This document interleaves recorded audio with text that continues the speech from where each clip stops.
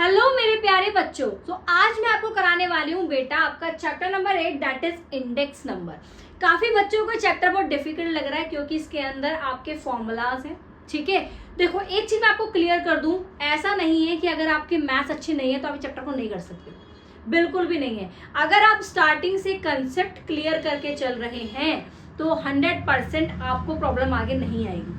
कुछ बच्चे क्या करते हैं, डायरेक्ट सोचते हैं कि भाई थ्योरी इंपॉर्टेंट नहीं है, सीधा क्वेश्चन सॉल्व करते हैं। जब तक आपको उस चीज का मतलब ही नहीं पता होगा then how will you solve these problems. कैसे ये सारे क्वेश्चन जो आपके सामने आएंगे, कैसे वो सब प्रॉब्लम सॉल्व करेंगे आप। ठीक है, सो इस बात को ध्यान रखना। दूसरा पॉइंट जो मैं क्लियर करना चाहती हूँ, देखो बेटा अपने पढ़ाई के लिए आपको टाइम निकालना पड़ेगा। ठीक है, 24 घंटे होते हैं, उसमें से ऐसा नहीं है आप हर एक चीज मैनेज कर सकते हो, हर एक चीज मैनेज कर सकते हो। अगर आप मेरे टाइम टेबल की पूछोगे तो I have lots of work to do, but मैं हर चीज के लिए टाइम निकालती हूँ, मैनेज करती हूँ। अगर आपके पास डेडिकेशन है तो आप सब कुछ कर सकते हो। ऐसा कोई काम नहीं है कि आप कुछ नहीं कर सकते हो। ठीक है, इसलिए ये मत सोचो कि मैं कैसे करूंगा, मेरे पास पढ़ाई के लिए इतना कम घंटा है। अगर आप 1 घंटा भी पढ़ाई अच्छे से कर रहे हो मन लगाकर तो वो बहुत सही चीज है। बट अगर 4-5 घंटे भी बैठ के पढ़ रहे हो, रट्टाफिकेशन कर रहे हो, वो वेस्ट है। ठीक है, मैं टाइम टेबल बनाऊंगी आपके लिए, उसको फॉलो करना अपने अकॉर्डिंग, उस शेड्यूल में थोड़ा बहुत चेंज कर लेना। ठीक है, सो ऐसा टाइम टेबल बनाऊंगी जो सबको सूटेबल हो। ठीक है, चलो अब हम चैप्टर स्टार्ट करते हैं बेटा। वो है हमारा इंडेक्स नंबर। इंडेक्स नंबर क्या होता है बेटा? इंडेक्स नंबर बेसिकली आपका कंपेयर करता है चीजों को जो आपका पहले के साल है और आपका करंट ईयर है, उसमें बेसिकली हम कंपेयर करते हैं बेस ईयर और करंट ईयर के बीच में।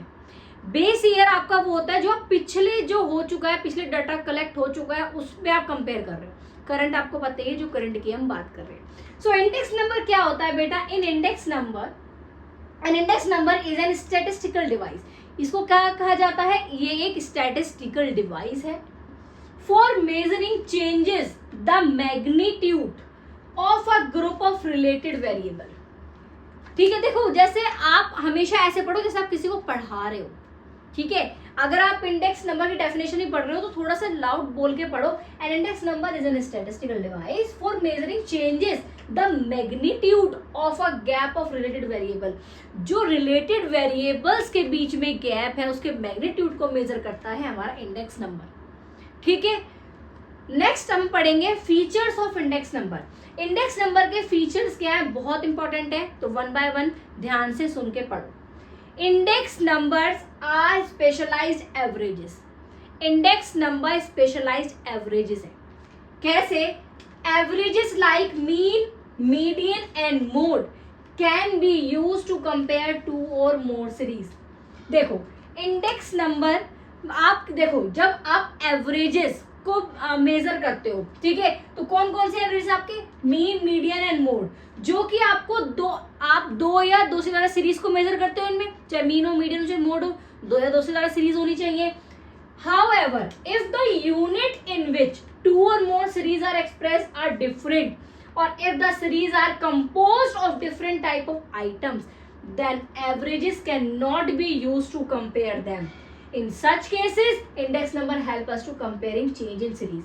पढ़ने का तरीका बताती हूँ मैं आपको। जब भी आप कोई चीज पढ़ रहे हो सबसे पहले उसको एक बार रीड आउट करो, दूसरी बार खुद समझने की कोशिश करो, अपने आप आ जाएगा। पर सबसे पहले एक बार रीड करना बहुत जरूरी है।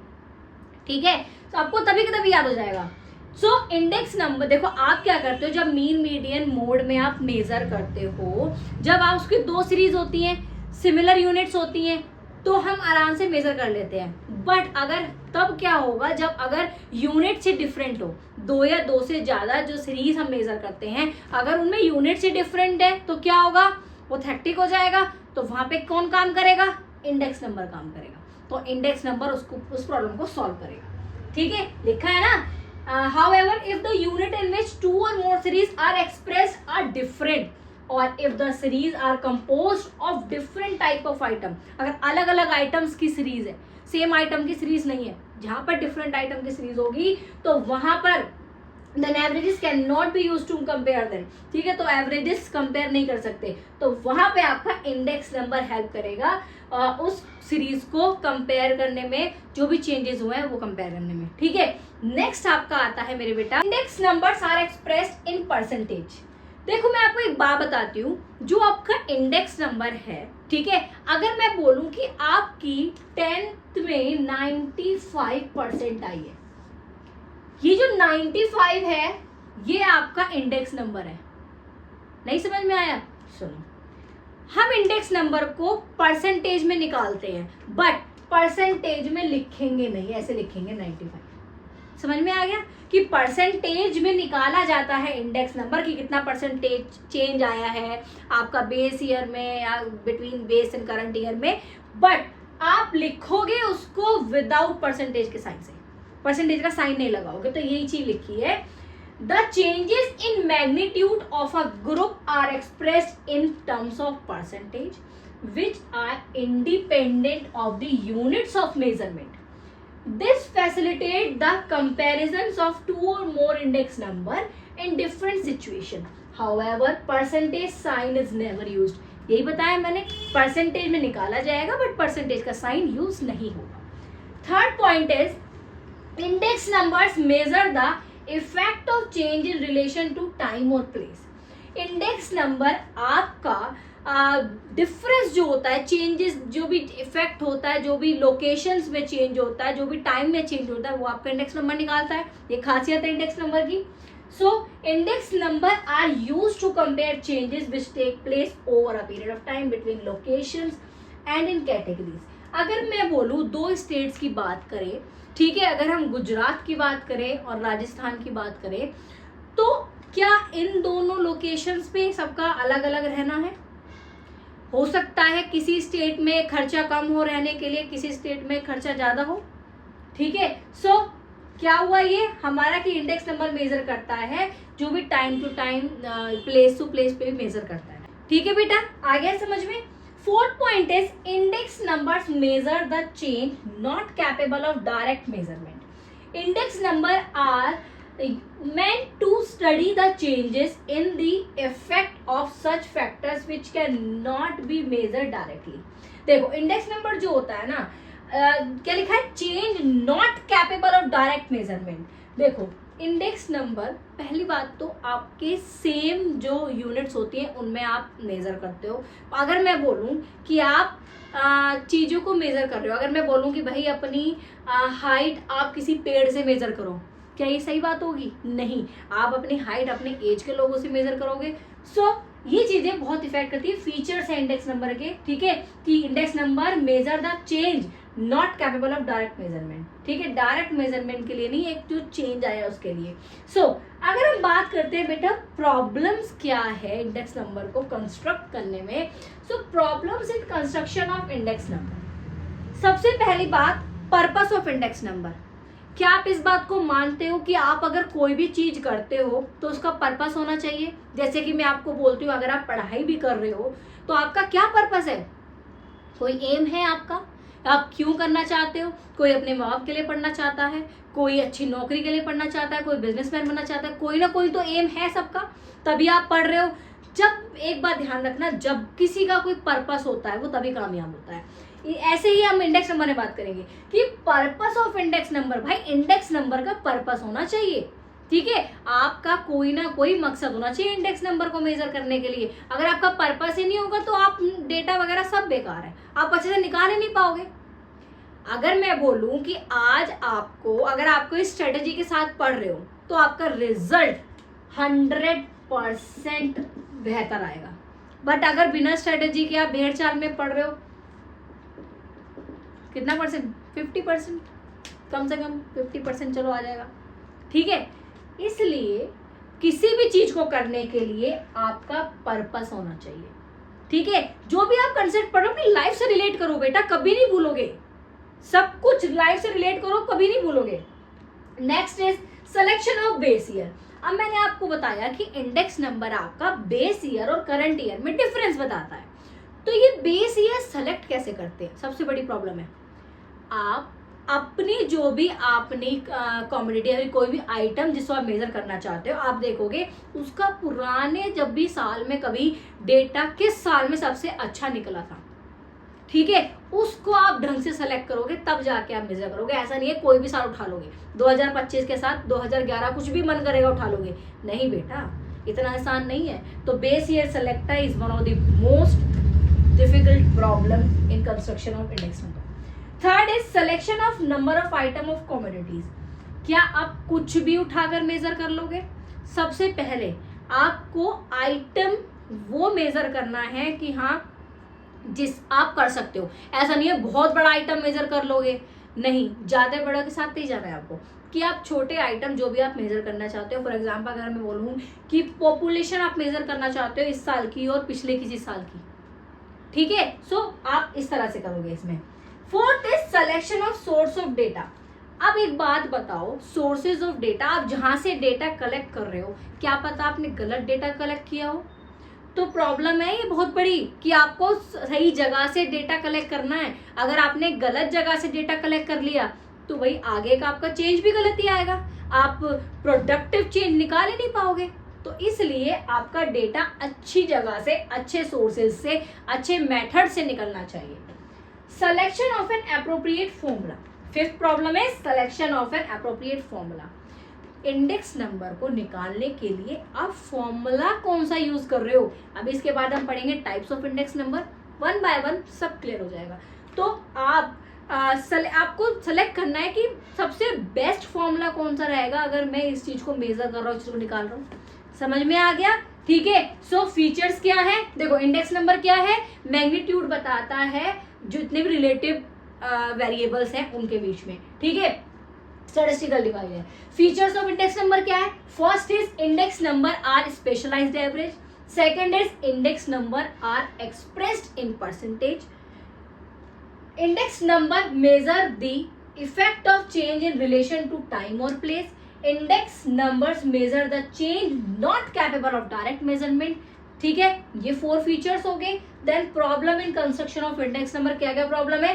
Purpose of index number, selection of base year, selection of number of item or commodities, selection of source of data and then selection of an appropriate formula. I hope बेटा आपको क्लियरली समझ में आ गया होगा। बहुत कोशिश करती हूँ कि आपको बहुत आसान लैंग्वेज में समझा दूँ, ठीक है। अब हम पढ़ेंगे टाइप्स ऑफ इंडेक्स नंबर। आप इसका स्क्रीनशॉट ले लो, नोट डाउन कर लो अपने नोट्स में। सो बेटा जी अब आप समझ लो टाइप्स ऑफ इंडेक्स नंबर। 3 तरह का इंडेक्स नंबर होता है, price index number and quantity index number, third one is value index number, ठीक है। कितने तरह का होता है इंडेक्स नंबर? 3 तरह का। प्राइस इंडेक्स नंबर क्या होता है? जो कि आपका बेस ईयर और करंट ईयर के बीच में जो गैप होता है, डिफरेंस होता है, वो बताता है। Measure general changes in price between current and base year, ठीक है। डिटेल में आगे पढ़ेंगे, समझ लो। पहले एक बार फ्लो चार्ट देख लो इसका। प्राइस इंडेक्स नंबर भी हमारा 2 तरह का होता है, wholesale price index number, retail price index number, ठीक है। समझ में आ गया? हमारा इंडेक्स नंबर 3 तरह का होता है, price index number, quantity index number and value index number. Price index number 2 तरह का होता है, wholesale price index number, retail price index number, ठीक है। बहुत बच्चों को कंफ्यूजन होता है, समझ नहीं पाते, इसलिए फ्लो चार्ट प्लीज ये बना लो, समझ लो, ठीक है। अब बात करते हैं क्वांटिटी इंडेक्स नंबर की।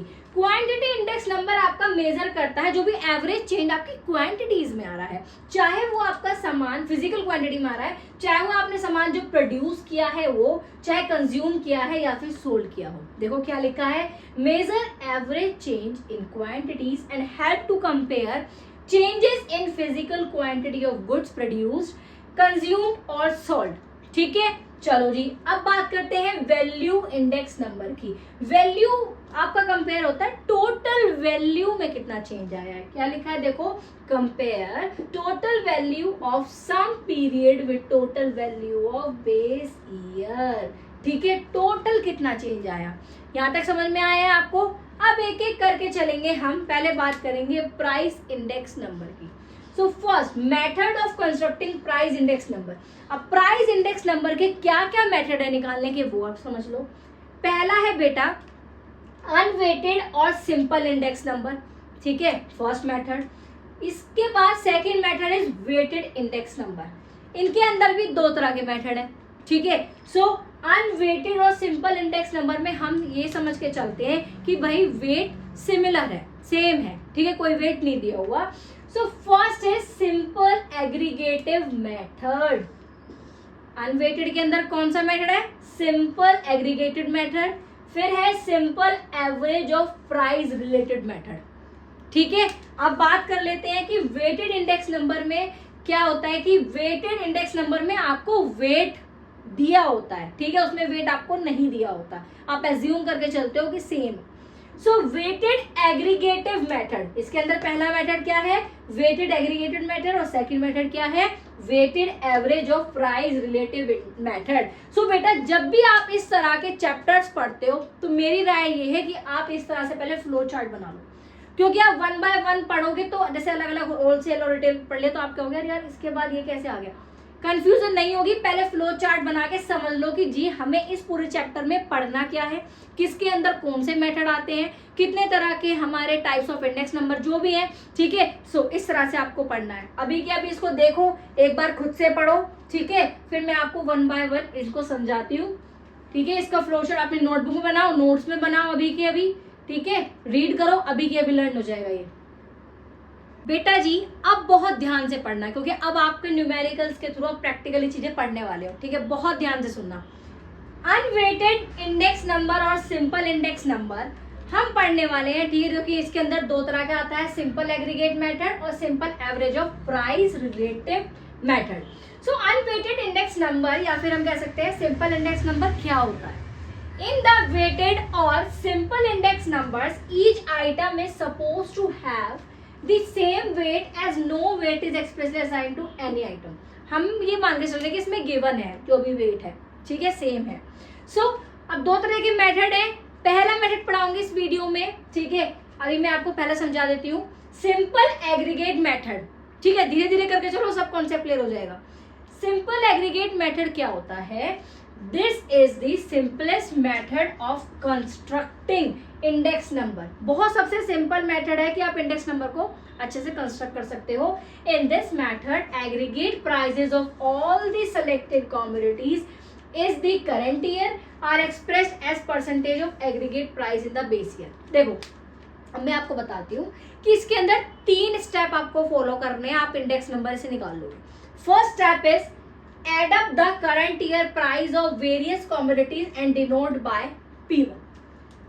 क्या करो, जितनी भी करंट ईयर के प्राइजेस हैं, जितनी भी कॉमोडिटीज के, ठीक है, उसको ऐड करो और उसको किससे डिनोट करना है बेटा? P1।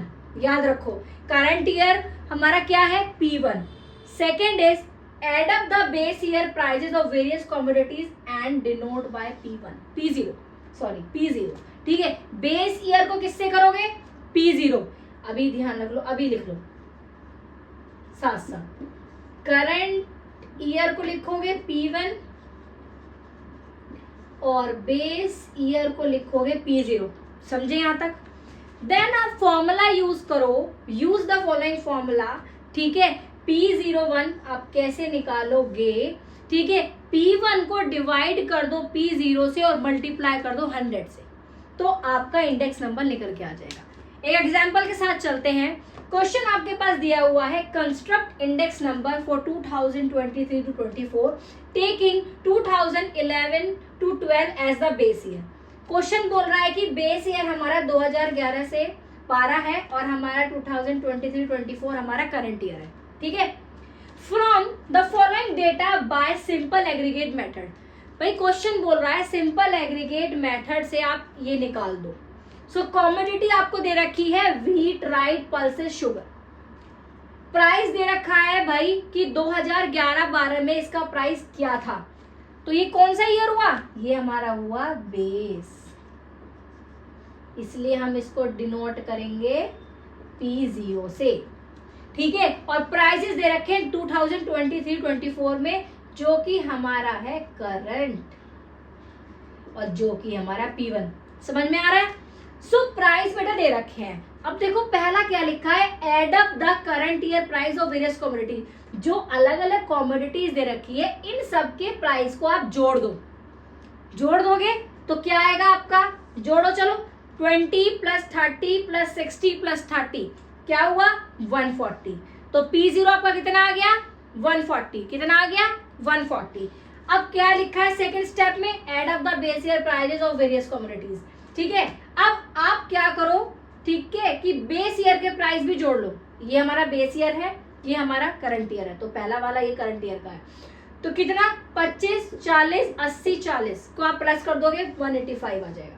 ठीक है, तो करंट ईयर के प्राइस हमने जोड़ दिए, बेस ईयर के प्राइस हमने जोड़ दिए, फॉर्मूले में पुट कर दो। फॉर्मूला आपको मैंने ऑलरेडी बता चुकी हूँ। ठीक है, P1 को P0 से डिवाइड कर दो, मल्टीप्लाई बाय 100। तो जब हमने मल्टीप्लाई किया, ठीक है, तो हमारा P1 क्या है, हमारा करंट जो कि है 185, लिख दिया 185, और हमारा P0 क्या है 140, लिख दिया 140, 100 से मल्टीप्लाई कर दिया। ठीक है, कुछ बच्चों को साथ साथ में करके दिखाऊंगी तो वो समझ में नहीं आएगा, इसलिए मैंने ऑलरेडी लिख दिया है, आपको इससे प्रॉब्लम नहीं होगी, ट्रस्ट में आप इससे और अच्छे समझ पाओगे। ठीक है, 185 बाय 140, ये लिखा है 185 और 140, P1 P0। ठीक है, अब हमने इसको सॉल्व कर दिया, सॉल्व तो हर कोई बच्चा कर लेगा, तो हमारा क्या आ गया बेटा, ये 13.214 आ गया। अब हमें निकालना है, जो कि मैंने आपको बताया कि इंडेक्स नंबर में आप परसेंटेज बताते हो कि भाई बेस ईयर और करंट ईयर में कितना परसेंटेज चेंज हुआ। अगर हम बेस ईयर 100 लेके चल रहे हैं, 100 लेके चल रहे हैं, तो ये कितना हो जाएगा 32.14%।